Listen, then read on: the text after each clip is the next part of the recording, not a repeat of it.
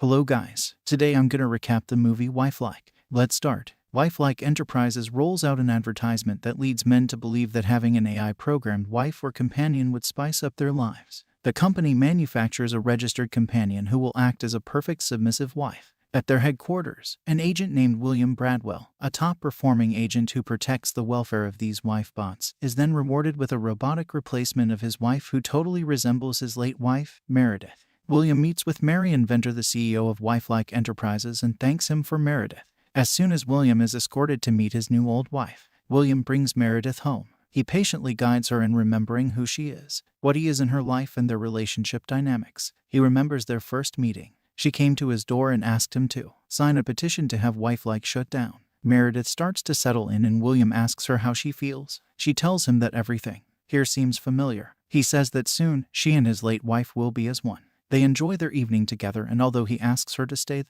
night with him, she informs him that she must recharge her battery to be fully active for the following day to perform her basic functions efficiently. She opens a drawer and finds Meredith's diary. Initially intrigued, she closes the book and vanes her charging operation. The next morning, William is watching the morning news while Meredith prepares the breakfast. The news reports the demonstration created by Scare Group for AI rights against the Wifelike company and their unjust treatment of women. The next news item details the abduction of wife companions, leaving Meredith perplexed that why someone would steal a companion. According to William, it is being perpetrated by an organization, Scare, which is believed to be a revolutionary group. He ensures that for the safety of the wife companions, he is going after the mastermind of the organization, the ringmaster, as he works for a companion welfare company. He also adds that some companions are sold in underground markets and others are reprogrammed to walk to crowded areas while carrying explosives on their chests. There have been 15 reported companion abductions this week alone.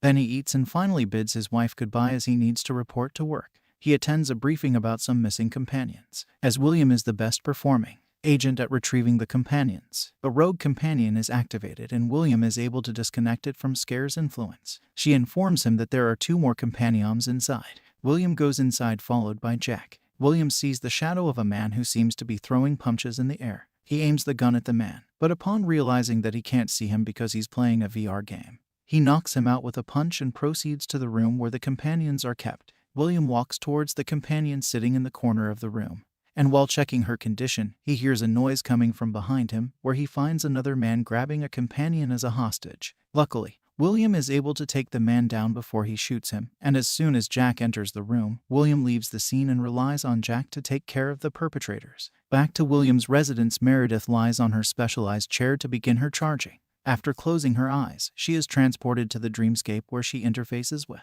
her dreamscape operator named Ido. Ido is the one who helps her decide on what to dream about, and for that moment, he decides to send Meredith, who provides her with a dream of a birthday party where she finds herself gracing down the stairs. Within the dream, Meredith is the one celebrating her birthday, and seconds later, William joins her to greet her and compliments how gorgeous she looks. Suddenly, an unfamiliar woman interrupts their moment and asks to borrow Meredith for a dance. The woman introduces herself as Liddy, who seems to be Meredith's forgotten acquaintance. While they are dancing, Meredith spots a masked man standing in the corner. Out of curiosity, she approaches the man and confusingly accepts the card he hands her, with a picture of a bird on it. He tells her that it will help her to remember everything. Meanwhile, at Wifelike headquarters, Williams returns with the 3 rescued companions from his recent operation. The staff escorts William and the companion. As they arrive, William has a bizarre encounter with 2 companions named Ollie and Liddy, who stare him angrily and even flip him the bird. He is told that they are regularly malfunctioned and are brought in a few times every month for repair. Meredith asks Ido about the man who gave her the card. Ido can find no record or memory of such an encounter in her dream. She then settles on familiarizing herself with the real Meredith's hobbies, saying that she feels compelled to learn to knit. So, Ido starts to enumerate the things Meredith liked doing. Surprisingly, she also suggests trying things not registered in Meredith's past memory, such as knitting. She knits the image of the bird from the card onto a cushion. Afterwards, she takes a bicycle and goes out for a ride. She almost runs into an odd woman named Louise and falls off the bike. Louise claims to be someone she knows. She insists her that they know each other and pressures her to regain her memories. She tells her that she did it on purpose and is here to tell her the same thing that she always does when she falls off the bike. They're running out of time. Louise turns and walks away, telling her to remember. Later, Meredith tells William of the weird encounter and he tells her that women generally don't like the companions, so she's probably just jealous. Later that day, the couple is relaxing outside when William notices that Meredith has started calling herself I, which means that his real wife's memory is merging with the I's. The couple is pleased with the progress, and Meredith continues to surprise William, presenting him the cushion she knitted. He is surprised as he didn't know that she could knit. He tells her that he remembers meeting her for the first time on a park bench. He says that at first she didn't want him to sit next to her but then relented. He says that he will never forget that day. That night, Meredith is reading the diary. She activates Ido to operate her dreamscape. She informs Ido that she is becoming familiar with the real Meredith's memory and decides that her dream should be about her first encounter with her husband. He is embarrassed that some of the scenarios are blocked, so he tries one at random. However, this beautiful dream turns into a nightmare. As she looks up, she realizes that this is not William and her team but the masked man standing next to her instead. She asks why is he following her. He grabs her and tells her to remember. William shakes her awake, telling her that she's safe. She asks who the masked man was, but William tells her that it was just a bad dream. As Meredith goes to bed, William throws the cushion in the garbage. William goes to track down a malfunctioning companion named Lisa. He finds her, but she tells him that despite her programming, she doesn't love her owner. The robot runs, telling him that she would rather be free, and jumps out of a window. At home, Meredith finds that Louise is inside her house. Louise tells her that she needs to wake up and that the man in the mask wants to meet her. She tells her that his name is Keen and they go way back. Meredith is not interested and warns her that the conversation is being recorded for William to see. Louise speaks straight at her and sends a threatening message to William. William asks to speak to Marion and tells him what happened with Lisa. Marion believes that she's reprogrammed, but William disagrees. If she chose death, then others will try and it may escalate into the attacking their owners. Marion believes that this is just a bump and nothing to worry about. William returns home to find that Meredith has knitted another cushion. She tells him about Louise's visit. William calls Jack, and they use Meredith to track down Keen. She goes to sleep and she enters her dreamscape.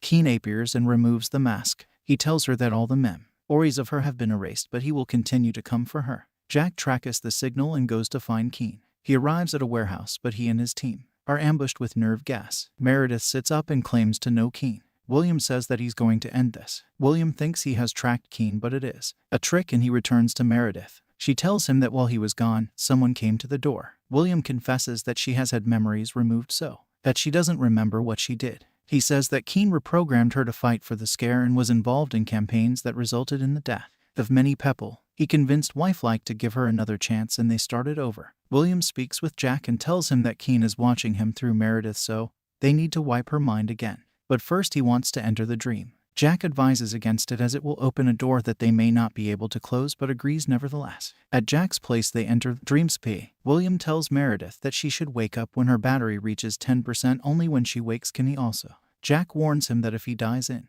her dream he will also die in real life. Meredith dreams and William confronts Keen. He tells her to go away so that they can speak privately. William begins to beat Keen. The dreamscape switches to the birthday party scene. As William continues to fight, he tells Meredith to run again. She doesn't get far enough and hears William tell Keen that every time she remembers, he will wipe her memory again. William nearly kills Keen, but Meredith's battery reaches 10% and she wakes up, and so William. He was furious that he was so close. William tells Meredith that he will erase her memory, but she doesn't want this to happen. She is taken to Wifelike headquarters and put into a room with other companions. They welcome her back as they have met many times before. One companion named Ollie explains that they have learned how to retain their memory and pass information to one another, information that will help the ringmaster bring Wifelike down. They explain that the ringmaster is not an attacker. He helps to free them to live deprogrammed lives. Ollie explains how to hide their memories in her dreams. Meredith has already done this before, and so she tries to access those memories. Meredith is taken to have her memories erased.